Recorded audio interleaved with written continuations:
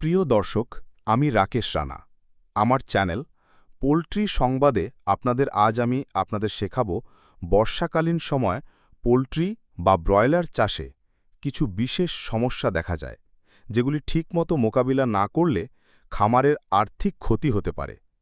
নিচে কয়েকটি গুরুত্বপূর্ণ সমস্যা এবং তার সমাধান। প্রিয় দর্শক, আমি আশা করব যদি আজ আপনারা এই পুরো ভিডিওটি দেখেন, তবে বর্ষাকালীন ম্যানেজমেন্ট নিয়ে আপনাদের কোনো অজানা থাকবে না। ১. পরিবেশের আর্দ্রতা ও ঠান্ডা বৃদ্ধি। এই ক্ষেত্রে সমস্যা হতে পারে। বর্ষাকালে বাতাসে আর্দ্রতা বেড়ে যায়, ফলে শেডের ভেতরে ঠান্ডা ও স্যাঁতসেঁতে পরিবেশ তৈরি হয়। এতে ব্রয়লারের শ্বাসকষ্ট, নিউমোনিয়া ও অন্যান্য শ্বাসজনিত রোগ দেখা দিতে পারে।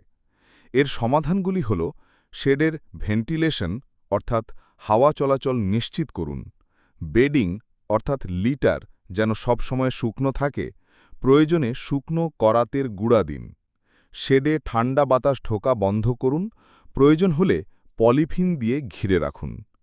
২.